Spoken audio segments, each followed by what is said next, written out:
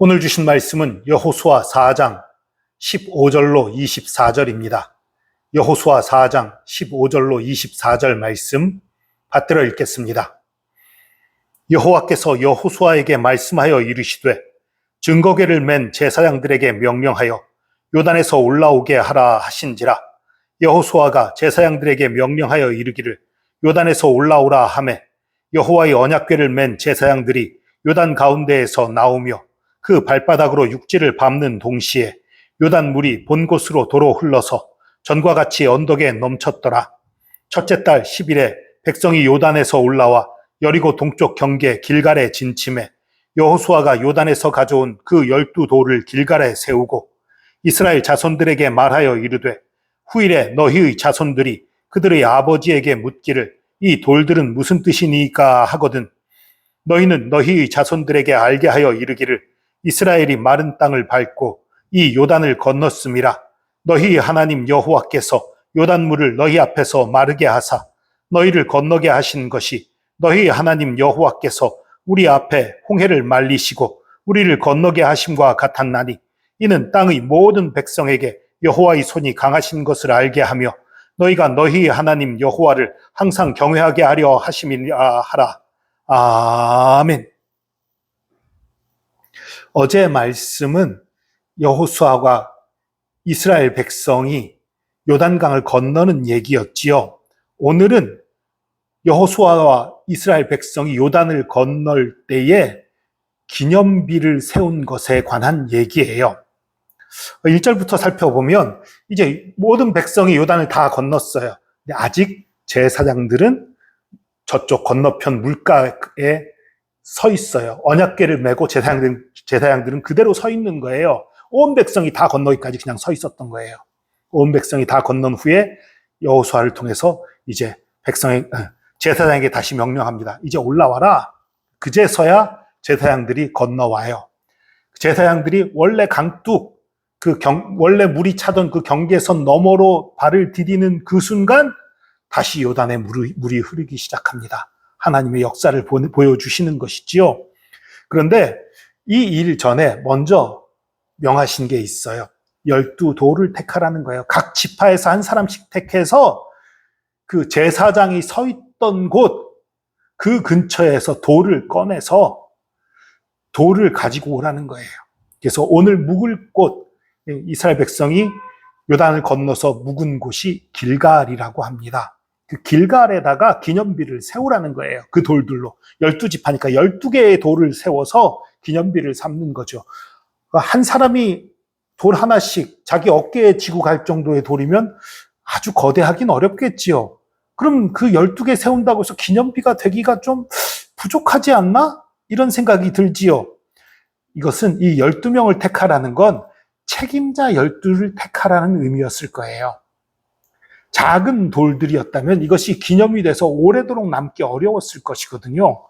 이 길갈에 세워져 있던 그 12돌은 마지막 기록이 6세기경의 기록이 남아 있어요. 그럼 여호수아 때부터 최소 1500년 이상 남아 있었다는 거예요. 그러면 결코 작은 돌이 아니었을 겁니다.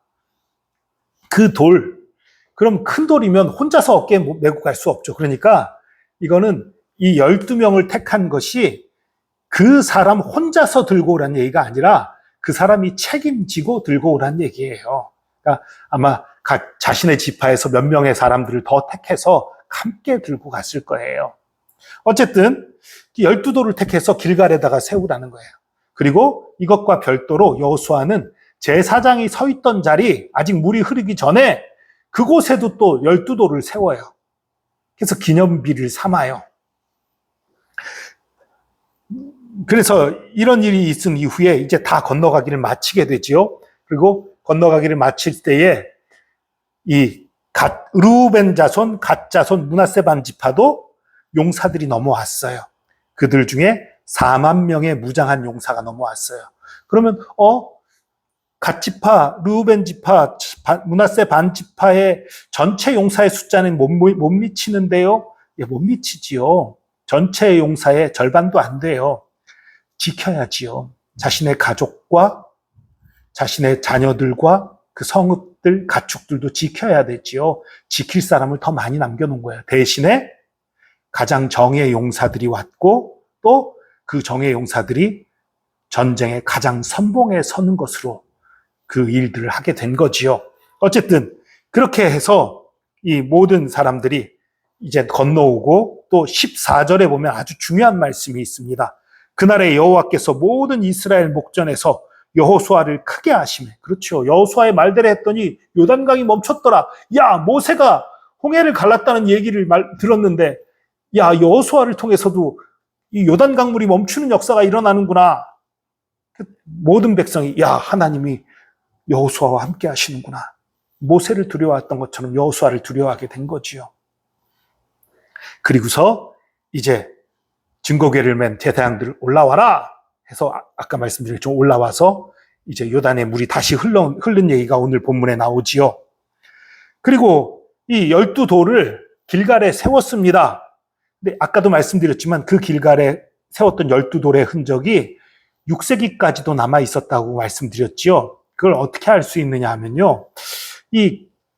그 제사장이 섰던 자리, 그 강에 있던 돌에 대한 기록은 안 나와 있어요. 그래서 언제까지 그 돌이 있었는지 잘 몰라요. 그런데 이 길갈에 세웠던 12돌이 6세기경까지 알려져 있었다는 것은 6세기에 만들어진 그 지금의 요르단이라는 나라, 그 요르단에 있는 마다바라는 곳에 성 게오르기우스 교회라는 교회가 있어요. 그 교회가 6세기에 세워진 교회입니다. 근데 그 6세기에 세워진 그 교회의 바닥에 모자이크가 있는데 아주 큰 모자이크예요. 모자이크로 이 요단과 가나안 그쪽 일대 지도가 새겨져 있어요. 모자이크니까 아주 정밀하지는 않아요. 그런데 그 지도에 그 길갈 12돌 이렇게 새겨진 곳이 있어요. 길갈 12돌. 길갈에 12돌이 있는 장소다라고 표시된 게 있는 거예요. 그러니까 그 교회를 세울 당시에만 해도 그게 있었던 거예요. 그게 마지막 기록이고 그 이후로는 그 돌이 어떻게 된지 몰라요. 근데 아마도 이스라엘 백성들이 그 지역을 떠났고 또 그 지역을 나중에 이슬람 사람들이 차지하게 되잖아요. 기독교인들은 그 지역에서 쫓겨나게 되고 그러니까 그것을 기념하는 의미들을 모르는 사람들이 함부로 그 돌을 가져다 썼을 가능성이 큽니다. 그 지역, 그 중동 지역에서는 옛날에 어디 누군가가 썼던 건축물, 그런 잔해 가운데에서 어떤 기념비 가운데에서 괜찮은 돌이 있으면 자신들이 만들고자 하는 건축물의 돌로 쓰는 일들이 아주 흔합니다. 바벨탑으로 추정되는 유적에 수많은 벽돌들이 있는데 그 벽돌들도 수많은 사람들이 캐가서 자신들의 집을 쓰는 데 사용하고 그랬다고 그래요. 어쨌든 그래서 그 유적이 지금은 남아있지 않지만 6세기경까지도 남아 있었던 거예요. 근데 어쨌든 그런 기념비를 세우는 이유가 무엇입니까? 너희 자녀들이 너희 아버지들에게 이 돌들이 무슨 뜻이냐 하고 물으면 이렇게 대답하라는 거지요. 이스라엘이 마른 땅을 밟고 이 요단을 건넜다. 너희 하나님 여호와께서 요단물을 너희 앞에서 마르게 하사 너희를 건너게 하신 것이 너희 하나님 여호와께서 우리 앞에 홍해를 말리시고 우리를 건너게 하심과 같았다. 이는 땅의 모든 백성에게 여호와의 손이 강하신 것을 알게 하며 너희가 너희 하나님 여호와를 항상 경외하게 하려 하십니다. 영적인 기념비인 거예요. 이 기념비를 통해서 하나님이 하신 큰 일을 기억하게 하는 거예요. 왜 이런 기념비가 필요합니까? 사람은 너무 쉽게 잊어버려요. 사람은 너무 쉽게 하나님의 뜻, 하나님이 하셨던 일들을 잊어버려요. 사람의 기억은 믿을 게 못 됩니다. 여러분, 임진왜란 때 이순신 장군이 썼던 그 거북선의 정확한 모양 지금 몰라요. 거북선 남아있는 게 없어요. 그런데요, 이 19세기에 만들어진 해군들의, 우리나라 해군 수군의 그 훈련에 대한 그림에도 거북선들이 나와요. 19세기에도 거북선이 있었던 거예요. 불과 한 150년 사이에 거북선들이 다 없어지고 거북선이 어떻게 생겼는지도 잊어버리게 된 거예요. 정확한 기록을 남기지 않으면 이런 일들이 벌어집니다. 이게 사람의 기억이에요. 여러분, 저와 여러분도 영적인 기념비들을 세워야 합니다. 스스로의 기념비, 스스로 하나님이 역사하셨던 놀라운 역사들, 감사했던 일들에 대한 기억들을 기록으로 남겨놓으시기 바랍니다. 그리고 힘들 때, 어려울 때 그 기록을 다시 보면서, 그래, 하나님이 나를 이렇게 사랑하셨지, 하나님이 나에게 이렇게 역사하셨지, 되새기시기 바랍니다. 그리고 또한 자녀에게 전하시기 바랍니다. 그래서 자녀에게 그 믿음이 이어질 수 있도록 하시기 바랍니다. 생각해보면 우리 교회가 처음 세워질 때도 하나님이 놀라운 일들을 하셨어요. 근데 자꾸만 그걸 잊고 지냈다는 게 생각이 나요. 여러분, 우리 교회 처음 이 교회 이곳에 개척하기 전에 한 1년쯤 전에 그 부동산에서 한번 교회할 만한 장소가 없는가 알아본 적이 있어요. 근데 마땅하지가 않았었어요. 그래서 포기했었습니다. 그리고 1년이 넘게 지났어요. 그리고 이제 이쪽에서 개척하는 건 아닌가 보다. 아예 다른 지역으로 갈까? 그런 마음을 품고 있었는데 1년 전에 1년 이상 연락을 안 했던 부동산에서 연락이 온 거예요. 혹시 지금도 교회 찾고 계시냐고. 금매로 나온 곳이 있다고. 그래서 이곳을 보게 되고 이곳을 계약하게 됐어요.